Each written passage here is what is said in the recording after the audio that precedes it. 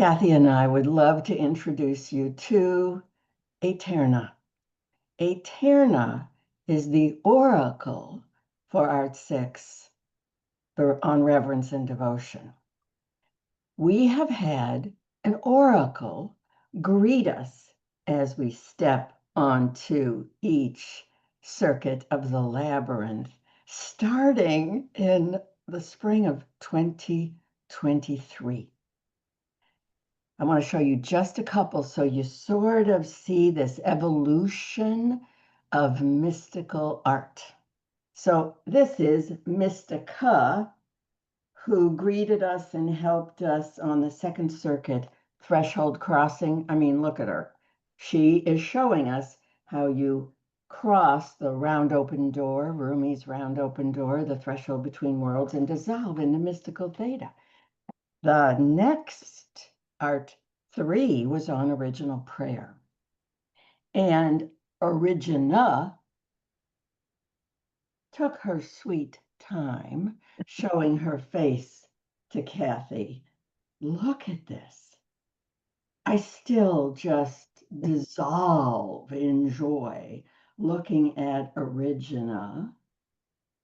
And then for ART4 on Myrrh for anointing, we worked with Magdala. Magdala is so wild, so mystical, she even has hieroglyphs. And then the intensive that ended earlier this year, we were greeted by Fortuna. This is divination. Look at her. So do you notice how different they each are? They have different names, different purposes, because they are helping us acquire, awaken, remember, and trust different witch art gifts. So Kathy and I have this history of what's the oracle's name and what does she look like? And each one has toyed with us. The names have always come slowly. I remember being very frustrated with Origina. Will you please tell me your name? And in Deep Soul Writing, she said, we know you worry about my name. Okay, but it came. Well, here we are. This is the 6th intensive.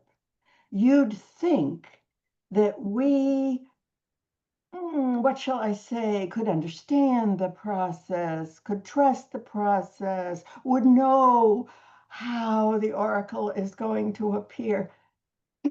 No, because the witch sequence is a path of discovery. Hear that again. The witch sequence is a path of discovery. And so Kathy and I, particularly Kathy, is always in a state of open, mystical theta, listening, looking, waiting for the oracle and her name to reveal itself as the oracle wishes, not on our timeline. So it began with me for the name. They've all told me their names. And it did finally come. It was a bit of a surprise because Fortuna was the oracle of oracles, if you can see that. The oracle of oracles. Well, isn't that the completion of oracleness? So how could Eterna about devotion be the oracle of devotion? Well, that's only one thing. And that didn't feel right to me. That felt like a demotion. We are not demoting Eterna. And so I got frustrated in Deep Soul Writing. Come on, please, could you tell me your name? And poof, it arrived in its own good timing. And Eterna said her name was, now listen carefully to this, her memory of life. How could devotion be her, who her, it's not Eterna, her memory of life. And that has to mean of all life. When she gave me that name, which felt like, whoa, whoa, whoa, we just sort of left the planet, her memory of all life, she was starting the mystical process of totally blowing our minds and totally expanding any concept we could possibly have had for Eterna. Now, once more, look.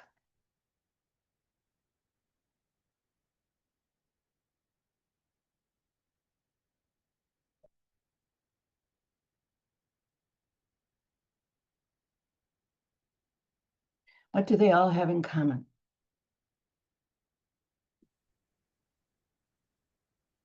They all look like a goddess, a woman, a person.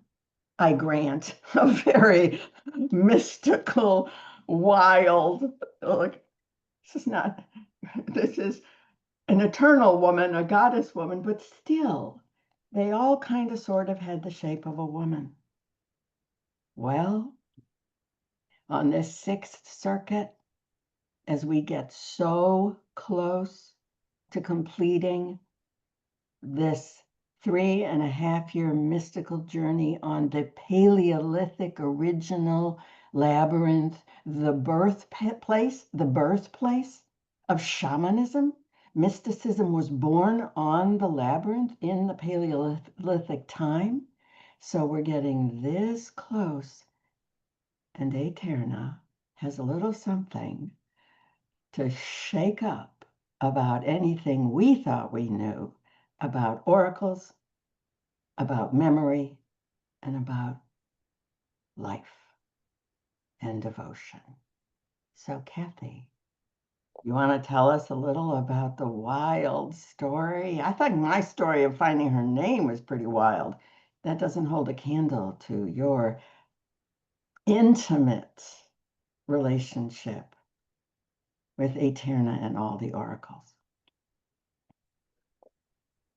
Sure.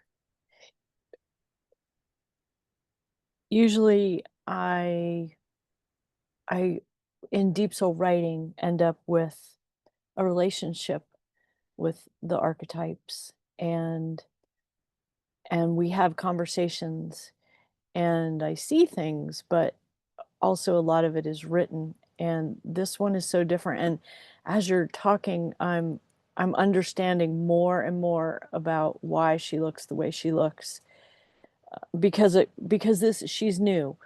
Um so I was writing and I was getting nothing. And same as always, okay, we're up against a timeline and I'm still getting nothing. And then I started dreaming with her. And sometimes I found it was always the same dream. She always looked the same, which is what you see in the painting. But sometimes I was holding on to one of her filaments or was one of her filaments that is in the water. And sometimes I was in space. And so it was different each time, each dream, but she was always the same. And I think that the lack of words and that when you're in a dream, you feel like you're in it, you are it, you're experiencing it in a physical way. I think that's what she's having us do is go back in time and understanding what these different, being in the ocean, being in the air, being fire, what all that might feel like as a human, as not a human. So I'm still learning also a completely different process. And there's something really wild about her that no one could have ever imagined possible. Kathy painted her on July 1st, and then she had to dry, so I didn't see her till July 2nd. But Kathy painted her on July 1st. You know what happened in astronomy on July 1st? There's no way we could have known this. We just learned it, what, 3, 4 days ago, that with those new cameras, there's some kind of wild, astonishing camera, and they can point and see new things, movement. So some astronomers went, hey, what's that? Oh, look at it move. What's that? What's that? What's that? And it has some numerical alphabetical name. It doesn't have the name Eterna, but I think we're going to name it Eterna. It is a comet, an ice comet. I'm doing the air quotes because nobody's really 100% sure. It isn't exactly like, say, Halley's Comet that we're familiar with. This, let's call her Eterna Comet, entered our solar system on July 1st and is going to exit our solar system at the end of October. 10 guesses how long ART6 is. So she is truly teaching us, speaking to us, opening us, rearranging our minds, awakening us to what's her name? Her memory of life. So I don't know that the astronomers will be interested in a letter from us saying her name is Eterna, but guess what? I think that comet's name is Eterna. So let's look at her together. This picture is on the landing page in two places. One's at the top, and then there's a larger one of her a little lower down. So Kathy, everything about Eterna is unusual. In the past, the oracle, Origina has spoken, Fortuna has spoken, and on the landing page, you've posted the magnificent painting, and right next to it, there have been her words. Where are the words? There are no words, Kathy. I think we're going back so far before written language. We're going back to the caves, and then before that to the plants, and before that to the amoebas in the ocean. And I think that's why there aren't words. It's bigger than that.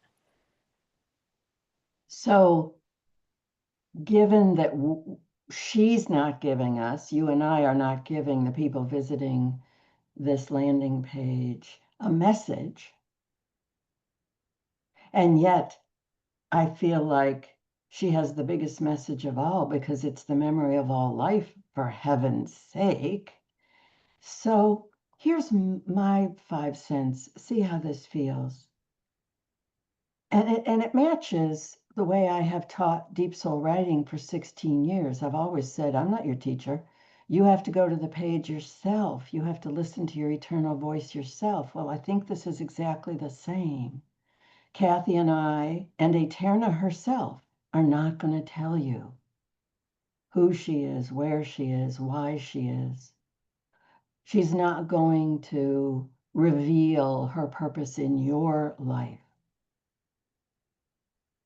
And yet, just looking at her, I feel like this is the most ecstatic invitation I have ever received. So, Kathy and I are going to say goodbye now. And here's you listen to her and follow her guidance as you feel led. But here's a thought Kathy and I would like to leave with you. Sit with her. Make her as big as you can on your screen, and you can purchase through Kathy's website a poster of her, and plus the ART6 journal will have a nice big 8.5 by 11 portrait of her. But even in this moment, as you are making the decision to walk this sixth circuit, to remember her memory of all life, to awaken reverence and devotion, the sixth witch art gift.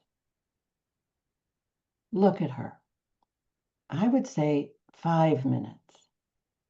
Just sit with her and sit with her and sit with her. Let your eyes wander. Let your heart open. Let your brain collapse. Just sit with her. And then after, don't rush into questions. Just sit with her. And then when she says, you may ask me now, then perhaps ask her a question or not. Maybe you just want to tell her, I love you, I belong to you, and I am ready to embrace because I am a part of her memory of all life.